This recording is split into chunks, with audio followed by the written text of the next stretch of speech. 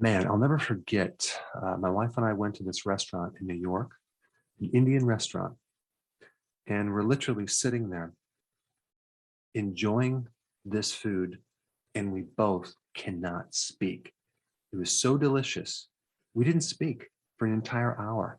We're just literally blown away at the incredible flavors of all these spices. So my favorite food is Indian food. But the problem is it comes with a package. It's very hard to find Indian food without this thing called sugar. And out of all the countries that use sugar, India is at the top, the very top of the list. India has a love affair with sugar.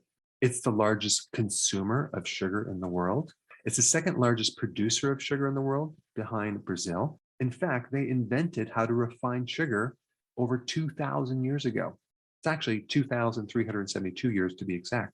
And so the whole spreading of this sugar started from India. Every traditional celebration involves sweets, religious, social gatherings, festivals, weddings, holidays, you name it, there's going to be sweets. You know, in America, they have these Indian specialty market stores. You cannot find a product without some type of sugar. There's also two types of traditional sugars that India uses. One is called kansari, which is kind of a partially refined sugar with some unrefined sugar together. Basically, you're adding some molasses to it. So they're going to add some vitamins. And then they have jaggery, which is another form of sugar, which you're combining either sugar cane, sometimes with date sugar or palm sugar. In India, the average person consumes 8.7 kilograms of just the traditional sugars every single year. That's 19 pounds of sugar every single year. And we're only talking about these two traditional types of sugar. It's incredible. So unfortunately, this addiction, tradition is so embedded in society that it's going to be really hard to change. In 2005, 25% of the population was overweight and obese. And then in 2013, that rose to roughly 64% of the entire population is overweight or obese. There's over 65 million people who have type 2 diabetes in India. That is number 2 in the world behind China.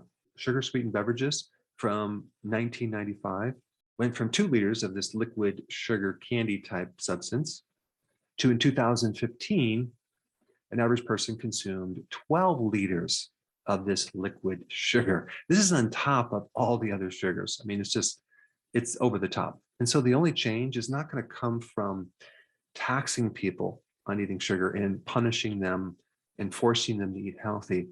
It's going to come from you changing your diet and you becoming healthy and having people look at you and go, wow, you look amazing.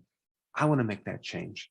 So honestly, once you understand how to make these recipes with alternative sugars, it's not going to be that hard. And the taste with all those amazing spices and aromas could be virtually identical. So there are many different Indian dishes that you can make, either without sugar or with sugar alternatives. And the cool thing is the health benefits of all these different herbs and spices are amazing. But when you add sugar, it kind of nullifies all the wonderful benefits, anti-inflammatory, anti-cancer, anti-diabetic properties. So let me first talk about some keto-friendly Indian dishes that you can start eating immediately. Okay, we have Pioneer cheese. This is a traditional Indian cottage cheese made from either cow or buffalo milk. It's great when you mix with spinach or other types of foods. 1 cup, you have 22 grams of protein, 29 grams of fat, which is great if you're on the keto plan, and only 3.6 grams net carb. Then we have another dish called avial. Avial is a South Indian keto-friendly dish. It's basically vegetable stew that is cooked with seasonal vegetables like green beans, drumsticks, red pumpkin, eggplant, and coconut milk. And of course, they add the curry leaves to just make it awesome. So one serving is really only 1.7 grams of net carbs. That's incredible. Then we have a masala omelet. You're cooking with butter, olive oil, cheese. You could probably put some bacon in there if you wanted. But this is basically eggs, onions, tomatoes with chili pepper, turmeric, coriander, and green chili. quite delicious and very keto friendly. I think it's 4 carbs per serving. Then you have the mutton seek kebab.